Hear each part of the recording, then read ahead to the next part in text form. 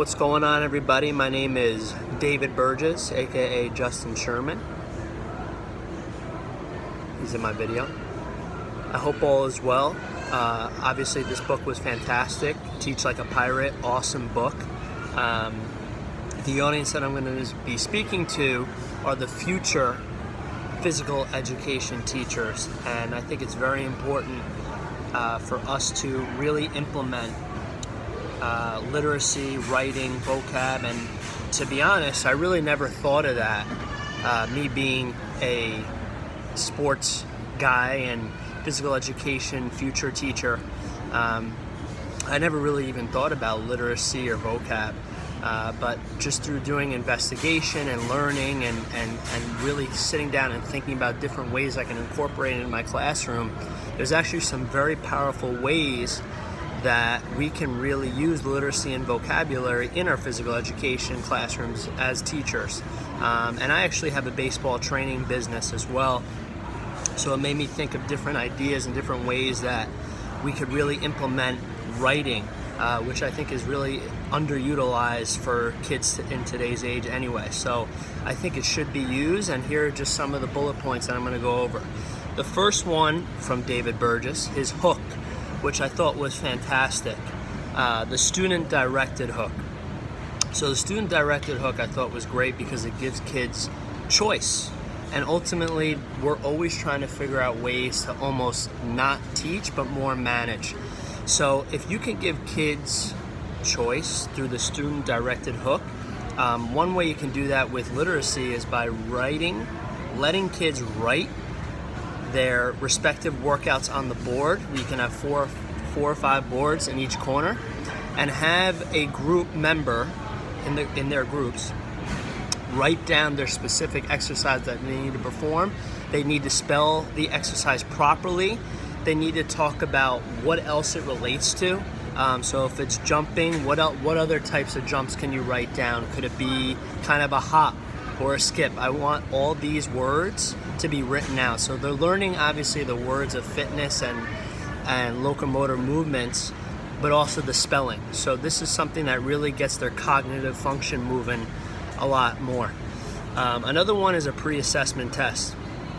A pre-assessment test is something that is really strong and makes kids think. I would use this more for the middle school level to the high school level as a physical education teacher. Now, you could have it almost like an entry ticket where you ask them what they know in a writing sheet, almost like a pre-evaluation.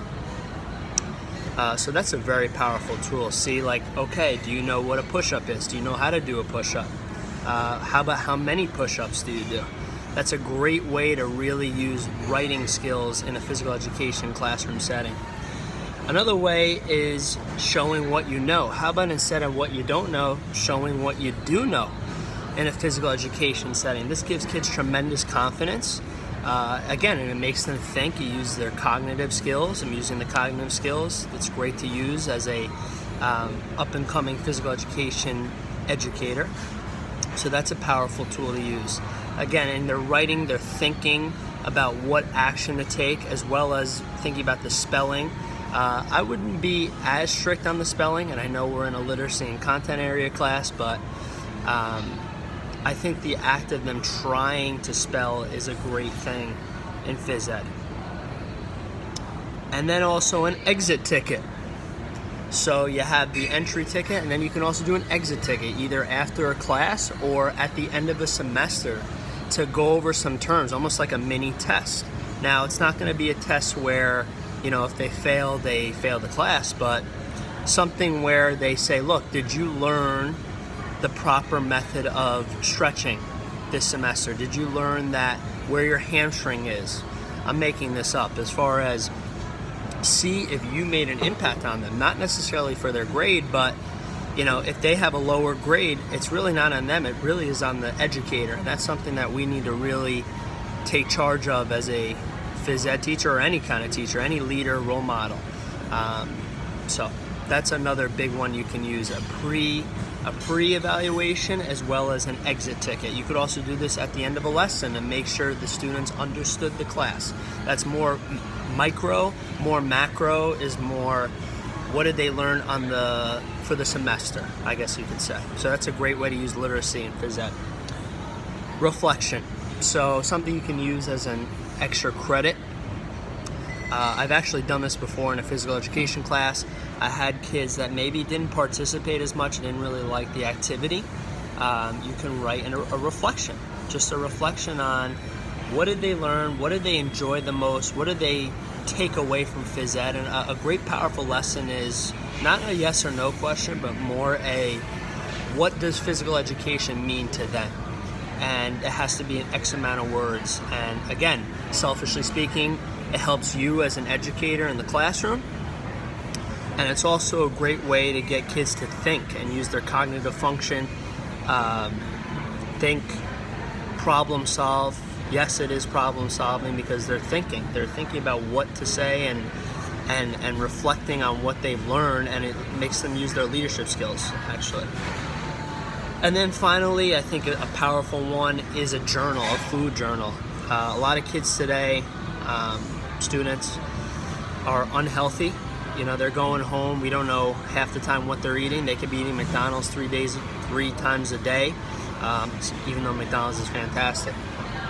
But a great way to keep a monitor on your students is a food journal.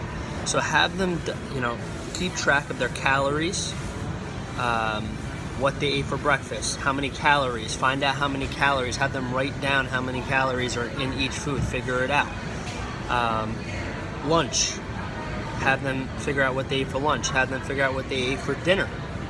And write this all down, figure out the calories. They're writing, they're thinking about making healthier choices. Again, obesity and physical education classroom settings all throughout the country are dealing with these problems, especially with all the quick fast food options that are going on now that's inexpensive.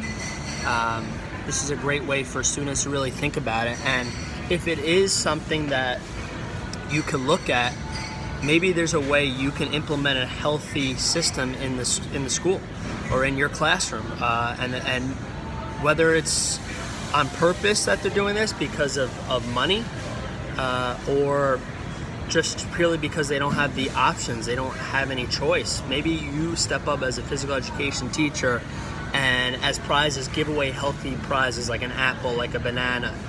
So having them write either an exercise journal to track their weight, as well as a dietetic food journal, I think is an extremely powerful tool for writing. So I hope this helps. This is about 6 bullet points. Again, I really enjoy David Burge's book. His TED Talks are fantastic. I know I'm not wearing a pirate hat and a pirate patch, but I'm wearing my baseball hat. I'm the baseball version of David Burgess. At the end of the day, the whole book, the whole premise is these are tools to use. These are just some tools that you could use for literacy and writing and vocab within the physical education content area. So I hope this helped for future educators and current physical education teachers. So thank you very much.